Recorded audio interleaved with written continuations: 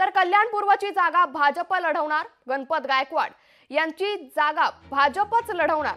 सार्वजनिक बांधकाम मंत्री रवींद्र चव्हाण यांनी हे विधान केलंय। कल्याण जिल्हा विस्तार कार्यकारिणी कार्यक्रमात चव्हाण यांनी हे वक्तव्य केलंय। या कार्यक्रमाला आमदार गणपत गायकवाड यांच्या पत्नी सुलभा गायकवाडांचीही उपस्थिती होती। यावेळी कार्यकर्त्यांकडून भाजप आमदार गणपत गायकवाड, सुलभा गायकवाड आगे बढ़ो हम तुम्हारे साथ है अशी जोरदार घोषणाबाजी देखील करण्यात आली। आमदार गणपत शेठ गायकवाड हे काम करतात, सातत्याने निवडून येत आहेत। आपला माणूस असंच त्यांना संबोधलं जातं।